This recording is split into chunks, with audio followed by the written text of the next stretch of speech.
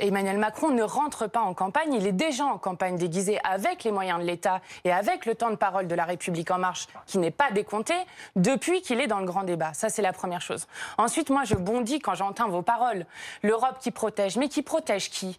Oui, l'Europe qui protège les banquiers, les évadés fiscaux, les grosses multinationales, les gros pollueurs. Quand vous parlez, excusez-moi madame, mais vous faites de la langue de bois. Quand vous parlez des droits sociaux, le travail détaché, je crois que ça existe encore dans l'Union européenne. N'est-ce pas un problème qu'on soit en train de descendre tous les droits des travailleurs? Une Europe qui protège la démocratie peut-être? Les Français et les Françaises ont de la mémoire, notamment sur le vote qui a été violé en 2005 et sur lequel on a repassé le traité constitutionnel par la fenêtre.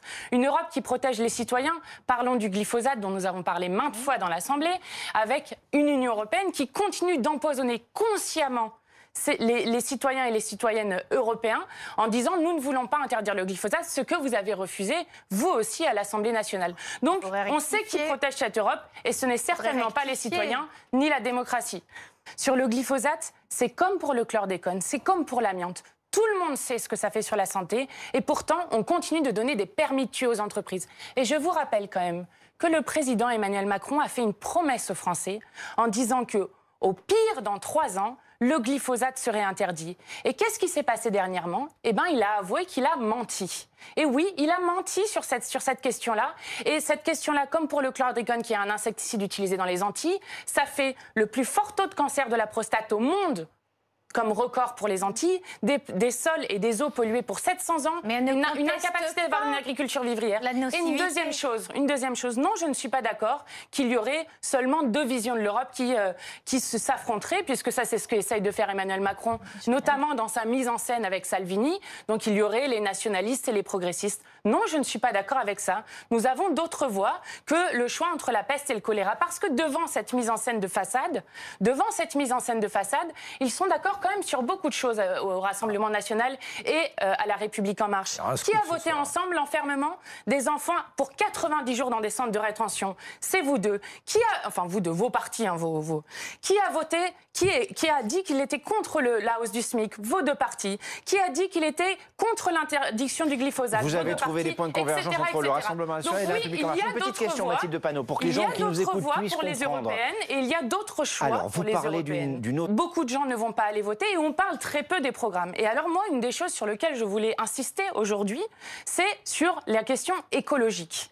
Nous avons en ce moment un mouvement de jeunesse qui se lève, qui fait des grèves scolaires tous les vendredis, qui va faire une énorme grève le 15 mars et des énormes manifestations dans tout le pays le 16 mars, et qui demande à ce que nous puissions avoir un futur.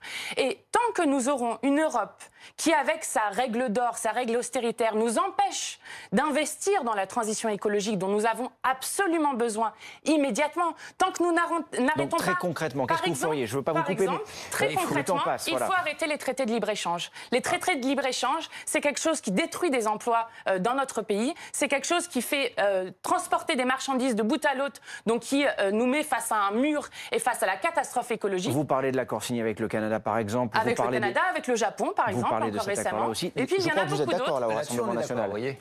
Il y a aussi des points de convergence donc entre le Rassemblement national et la France insoumise. Je constate. Non, nous sommes pour une solidarité internationale et notamment parce que qu'est-ce que ça va faire l'écologie? Et là, je reviens au Rassemblement national. Lorsqu'on voit les projections de l'ONU, en 2050, il va y avoir 250 millions de réfugiés climatiques.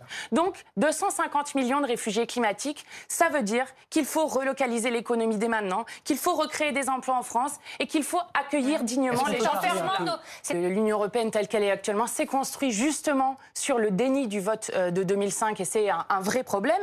Ça veut dire aussi une Europe où chacun des peuples de l'Union européenne peut vivre dignement, donc arrêter le travail détaché, permettre à tout le monde d'avoir justement un salaire correct, une vie digne un peu partout, et puis surtout une Union européenne qui est à la hauteur vraiment de la transition écologique, pas comme c'est fait avec le Make Our Planet Great Again, etc., qui arrête les traités de libre-échange, qui arrête de casser les services publics, notamment du rail, vous avez cassé le service public du rail, et qui interdit le glyphosate et tout ce qui empoisonne, etc. etc. Donc c'est ça l'Europe que nous défendons.